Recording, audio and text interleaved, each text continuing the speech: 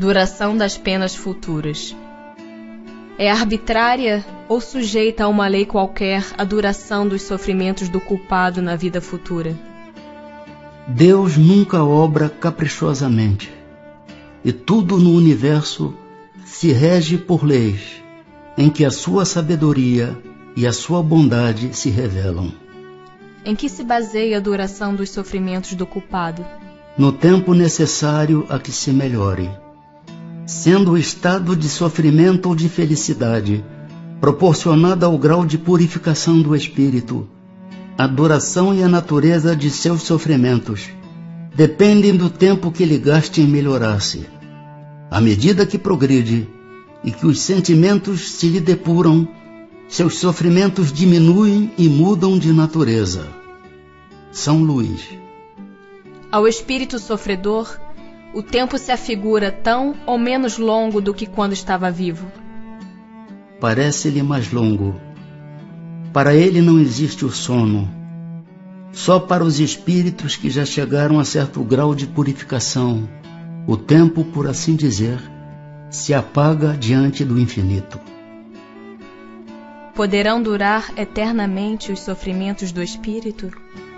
Poderiam, se ele pudesse ser eternamente mau, isto é, se jamais se arrependesse e melhorasse, sofreria eternamente. Mas Deus não criou seres tendo por destino permanecerem votados perpetuamente ao mal. Apenas os criou a todos, simples e ignorantes, tendo todos, no entanto, que progredir em tempo mais ou menos longo, conforme decorrer da vontade de cada um. Mais ou menos tardia pode ser a vontade, do mesmo modo que a crianças mais ou menos precoces, porém cedo ou tarde ela aparece por efeito da irresistível necessidade que o espírito sente de sair do estado de inferioridade e de se tornar feliz. Eminentemente sábia e magnânima é, pois, a lei que rege a duração das penas, porquanto subordina essa duração aos esforços do espírito.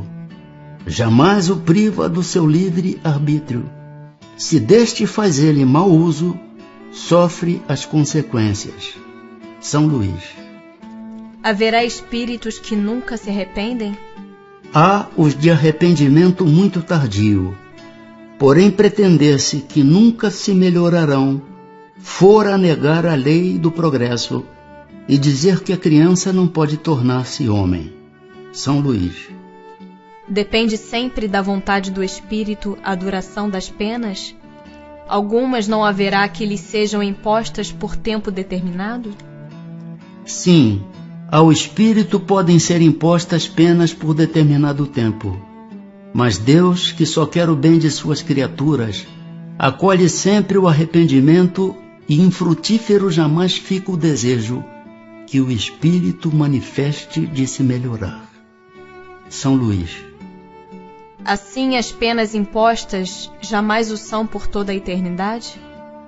Interrogai o vosso bom senso, a vossa razão, e perguntai-lhes se uma condenação perpétua motivada por alguns momentos de erro não seria a negação da bondade de Deus, que é com efeito a duração da vida, ainda quando de 100 anos em face da eternidade.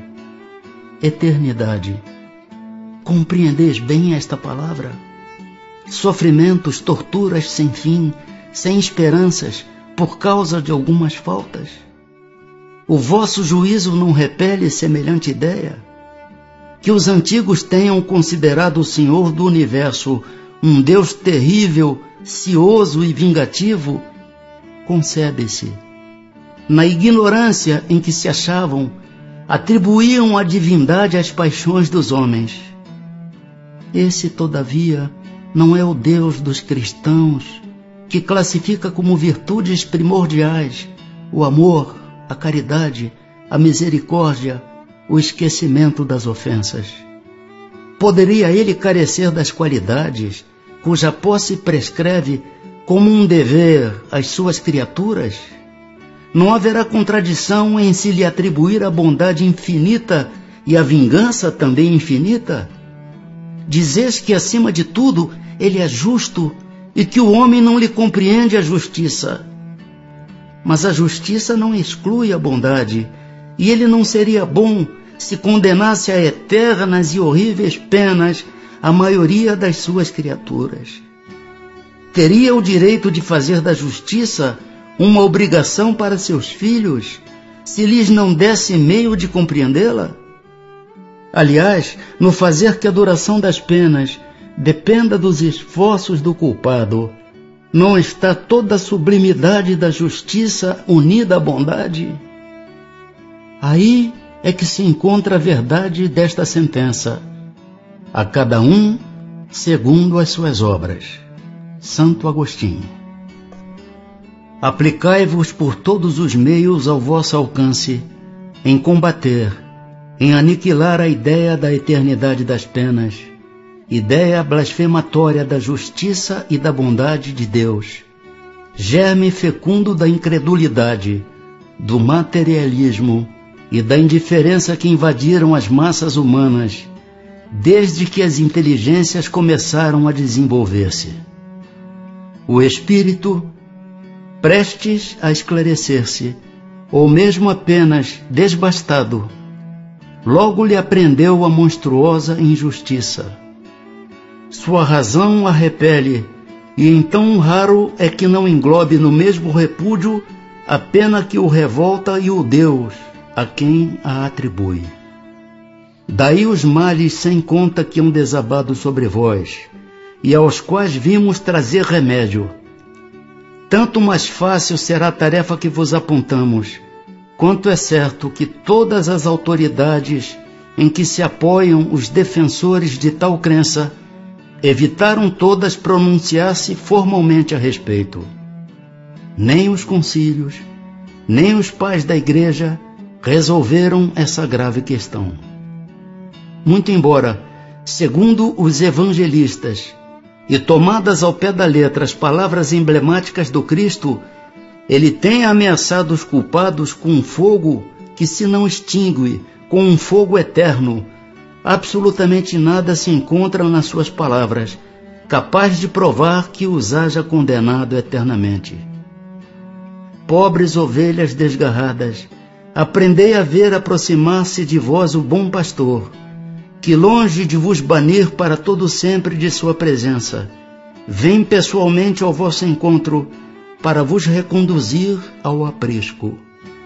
Filhos pródigos, deixai o vosso voluntário exílio, encaminhai vossos passos para a morada paterna.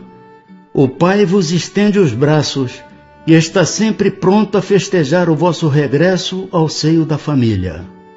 Lamennais. Guerras de palavras. Ainda não basta o sangue que tendes feito correr. Será ainda preciso que se reacendam as fogueiras? Discutem sobre palavras, eternidade das penas, eternidade dos castigos. Ignorais então que o que hoje entendeis por eternidade não é o que os antigos entendiam e designavam por esse termo? Consulte o teólogo as fontes, e lá descobrirá, como todos vós, que o texto hebreu não atribuía esta significação ao vocábulo que os gregos, os latinos e os modernos traduziram por penas sem fim, irremissíveis. Eternidade dos castigos corresponde à eternidade do mal. Sim, enquanto existir o mal entre os homens, os castigos subsistirão. Importa que os textos sagrados se interpretem no sentido relativo. A eternidade das penas é, pois, relativa e não absoluta. Chegue o dia em que todos os homens, pelo arrependimento, se revistam da túnica da inocência, e desde esse dia deixará de haver gemidos e ranger de dentes. Limitada tendes, é certo, a vossa razão humana, porém, tal como a tendes, ela é uma dádiva de Deus, e com o auxílio dessa razão, nenhum homem de boa fé haverá que de outra forma compreenda a eternidade dos castigos. Pois que fora necessário admitir-se por eterno o mal. Somente Deus é eterno, e não poderia ter criado um mal eterno. Do contrário, forçoso seria tirar-se-lhe o mais magnífico dos seus atributos, o soberano poder, porquanto não é soberanamente poderoso aquele que cria um elemento destruidor de suas obras. Porque não é soberanamente poderoso aquele que cria um elemento destruidor de suas obras. Humanidade, não mergulhes mais os teus tristes olhares nas profundezas da terra, procurando aí os castigos. Chora, espera, espia e refugia-te na ideia de um Deus intrinsecamente bom, absolutamente poderoso, essencialmente justo. Platão. Gravitar para a unidade divina, eis o fim da humanidade. Para atingi-lo, 3 coisas são necessárias: a justiça, o amor e a ciência. 3 coisas lhe são opostas e contrárias: a ignorância, o ódio e a injustiça. Pois bem, digo-vos em verdade que mentis a estes princípios fundamentais, comprometendo a ideia de Deus, exagerando-lhe a severidade. Duplamente a comprometeis, deixando que no espírito da criatura penetre a suposição de que há nela mais clemência, mais virtude, amor e verdadeira justiça do que atribuís ao ser infinito. Destruís mesmo a ideia do inferno, tornando-o ridículo e inadmissível às vossas crenças, como o é aos vossos corações o horrendo espetáculo das execuções, das fogueiras e das torturas da Idade Média.